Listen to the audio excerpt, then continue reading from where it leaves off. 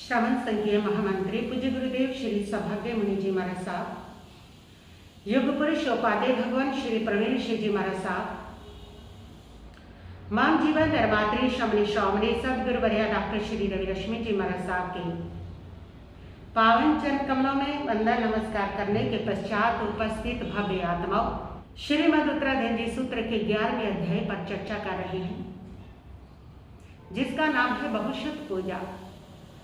जब आत्मा में अज्ञान का अंधकार छा जाता है, उस समय उसको प्रकाशित करने वाला केवल एक ही दीप है और वो है श्रुत ज्ञान का दीप।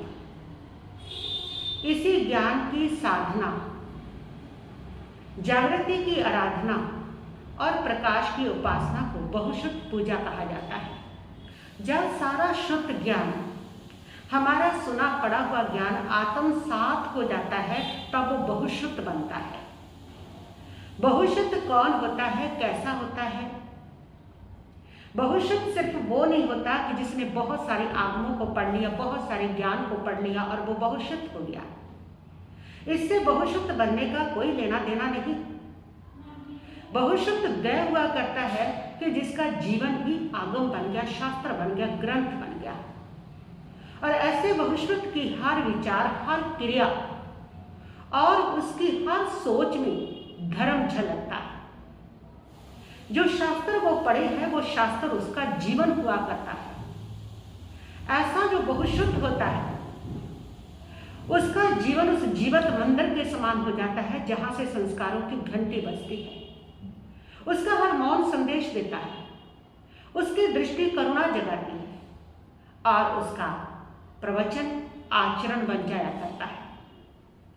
वह बहुश्रुत जो होता है, वह सिर्फ ज्यादा शास्त्रों को पढ़ने से नहीं, बल्कि उसका जो आचरण है वो बिल्कुल ऐसा होता है जैसा स्वयं कोई धर्मशास्त्र पढ़ा जा रहा हो।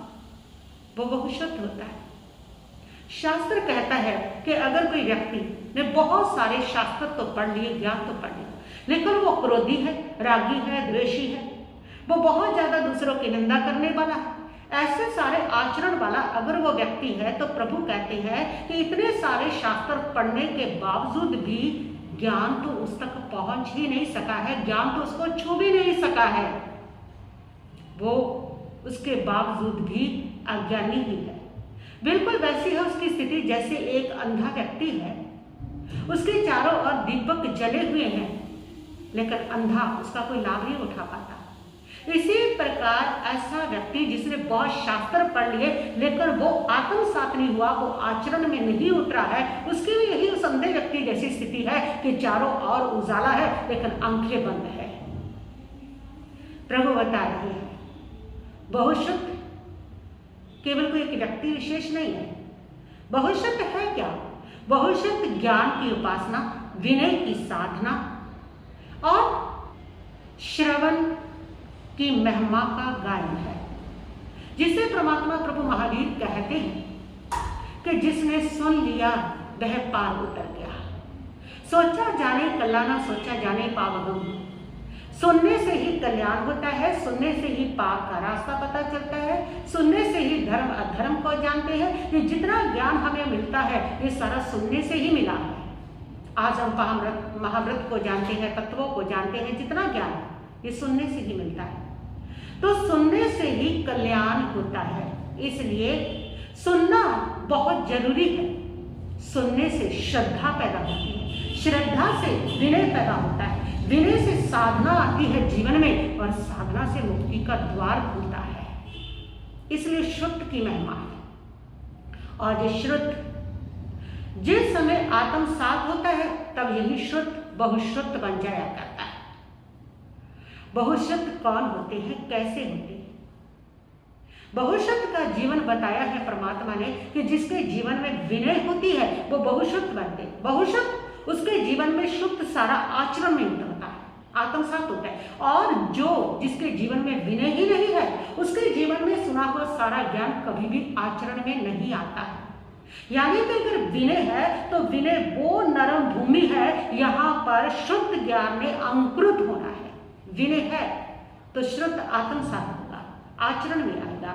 आज बहुत सारे शास्त्र हमें आते हैं, जान हैं, और अगर वो आचरण में नहीं उतर रहे हैं, उसके बावजूद भी हमारा क्रोध, मान, माया, लोभ, राग, द्वेष ये घट नहीं रहे हैं, समाप्त नहीं हो रहे हैं, तो बस अंतर इतना ही है कि वो सारे शास्त्र हमने पढ़े हैं, लेकिन पढ़ करके भी उसको आत्मसात नहीं कर सके हैं, वो हमारे आचरण में नहीं उतर सका है। तो शुद्ध, इसका मतलब इतना ही है कि विनय हमारे जीवन में नहीं थी, इसलिए वह जो शुद्ध है वो हमारे आचरण में नहीं उतरा। इसका साफ मतलब है कि कहीं ना कहीं हमारे जीवन में अविनय समाई हुई है। यही कारण है कि जितना ज्ञान पड़ा वो हमारे आत्मसात नहीं हो रहा, हमारे आचरण में नहीं उतारा, वो हमारा जीवन नहीं बन पा रहा, वो मात्र हमारे जवान पर, हमारी बुद्धि तक सीमित है, हमारे जवान तक सीमित है, लेकिन वो हमारे हृदय तक नहीं पहुंचा, हमारी आत्मा तक नहीं पहुंचा, वो आत्मसात नहीं हुआ। इसका मतलब इतना ही है कि हमारे जीवन में विनय नहीं है। और यहाँ प्रभु ने विनय का मतलब सिर्फ झुकना नहीं बताया कि तुम बहुत झुक रहे हो, बहुत भक्ति कर रहे हो, बहुत उठ बैठ के वंदना कर रहे हो तो तुम विनयवान हो गए हो। नहीं, विनय सिर्फ इतना ही नहीं है। उन्होंने बताया कि विनय जो है वो व्यक्ति का पूरा एक आचरण है, पूरा एक चरित्र है। ऐसे 14 स्थान 15 स्थान विनय अविनय के उन्होंने बताए हैं। तो बताया है कि विनयवान कौन होता है? जो बार बार क्रोध नहीं करता, वो विनय होता है, उसमें विनय होती है। जब विनय होती है तो बार बार क्रोध नहीं करेगा, और क्रोध को लंबा नहीं टिकाता, उसके अंदर क्रोध लंबा नहीं टिकेगा, तो समझ लो विनय है जीवन में। अगर क्रोध लंबा टिक रहा है, 20 साल पुरानी बात भी आज भी आपको क्रोध दिला रही है, कड़वाहट से मन भर रही है, तो विनय जीवन में नहीं है। कितना झुक लो, कितना समझ लो मैं विनयवान हूं, वो आचरण है आपके जीवन का। और उसके साथ प्रभु कहते हैं कि जब विनय जीवन में आ जाती है तो वो अपने मित्रों को धोखा नहीं देता है, अपने मित्रों के साथ विश्वासघात नहीं करता, किसी से भी विश्वासघात नहीं करता। विनय जब जीवन में आ जाती है तो इंद्रियों पर नियंत्रण सहज हो जाता है, जितेंद्रिय होता है वह, और रस लोलुप नहीं होता, और उसके साथ साथ वह दल बदलू नहीं होता, कभी इस दल को बदल लिया, कभी उस दल को बदल लिया। ये विनयवान का आचरण नहीं। विनयवान जो व्यक्ति होता है वो कभी भी अपने प्रिय व्यक्ति की निंदा पीठ के पीछे नहीं करता। पीठ पीछे जो अपने प्रिय से प्रिय व्यक्ति की निंदा करते हैं तो समझ लो जीवन में विनय नहीं है। तो विनय सिर्फ झुकना नहीं है, प्रभु ने ऐसे विनय का पूरा आचरण बताया। ऐसे ही अवनीत का आचरण बताया कि जो बार बार क्रोध करता है, गड़े मुर्दों को उखाड़ता है, जो विश्वासघात करता है, चुपती हुई किसी को बात कहता है, किसी के मर्म को प्रकाशित करता है, और जो अपने मित्रों को पीठ पीछे उसकी निंदा करता है, ऐसा जिसका आचरण है उसकी इंद्रिया वश में नहीं है, वो अवनीत है। तो विनय अविनय से यहाँ मतलब पूरा जीवन चारित्र है, जीवन का आचरण है। तो ऐसा जिसका जीवन ऐसा विनय से भरा हुआ है, ऐसा आचरण है, उसके जीवन में जो बहुश्रुतता है, जो श्रुत ज्ञान है वो बहुश्रुत बनता है, यानी कि आत्मसात हो जाता है, उसके आचरण में आ जाता है। फिर उसका जीवन पूरा एक अपने आप में आगम होता है, एक ग्रंथ होता है, एक धर्म शास्त्र बन जाया करता है।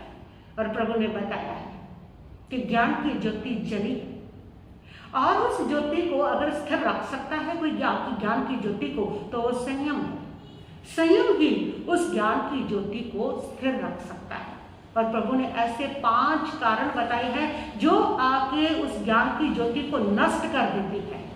और वो 5 कारण इसलिए कि आप उन चीजों पर संयम नहीं रख पाते। कौन से है वो 5 कारण? वो 5 कारण है क्रोध, अहंकार, प्रमाद, आलस और रोग।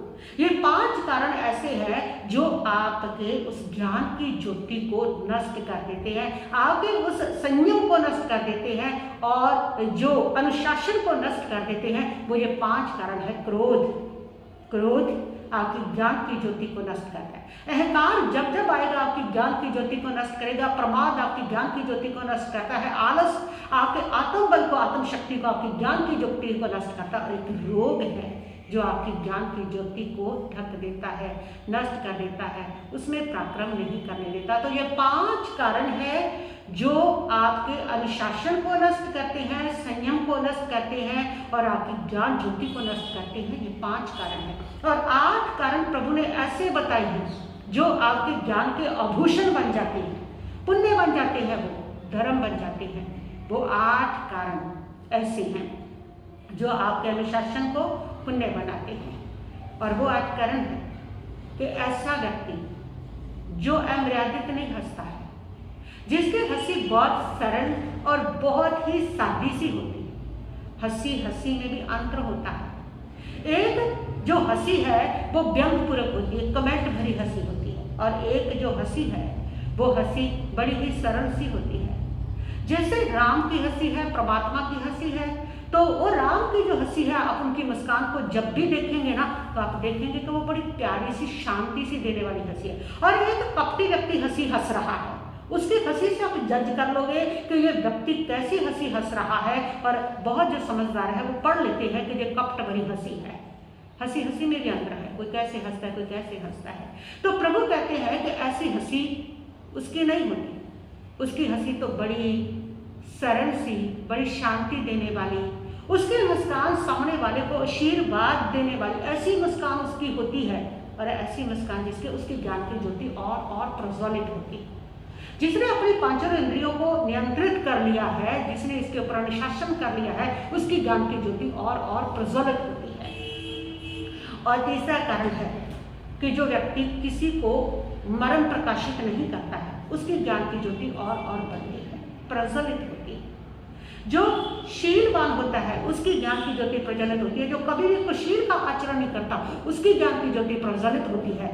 और जो क्रोध के ऊपर नियंत्रण कर लेता है उसकी ज्ञान की ज्योति प्रज्वलित होती है। जो रसलोलुप नहीं होता, जिसके ऊपर नियंत्रण कर लेता है, उसकी ज्ञान की ज्योति प्रज्वलित होती है।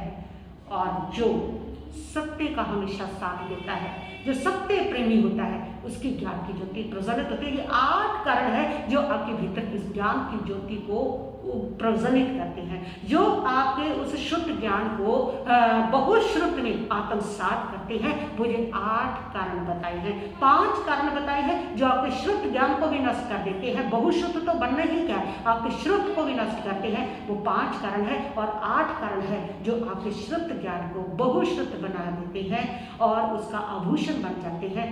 वो 8 कारण है। तो प्रभु बता रहे ऐसा जो बहुश्रुत होता है, फिर उसका सामर्थ्य क्या होता है, कैसा होता है वो बहुश्रुत सूर्य के समान तेजस्वी होता है। ऐसी सुंदर सुंदर उपमा दी है, उसके श्रेष्ठ गुणों को प्रदर्शित किया है, उसके महान व्यक्तित्व को प्रदर्शित किया है कि वो सूर्य के समान तेजस्वी होता है, वह सागर के समान गंभीर होता है, पर्वत के समान वह ऊंचा होता है, और इंद्र के समान वो जितेंद्रिय होता है। इस प्रकार महान गुणों से उसके व्यक्तित्व को नाता है। और ऐसा वो बहुश्रुत पूरे संसार के लिए मार्गदर्शक बनता है। और वो बहुश्रुत उस दीपक के समान है, स्वयं जल करके पूरे लोक को प्रकाशित करता है। और प्रभु कहते हैं वो बहुश्रुत स्वयं भी भवसागर से तिर जाता है और लाखों जीवों को इस भवसागर से पार उतार जाता है। ऐसा बहुश्रुत हुआ करता है।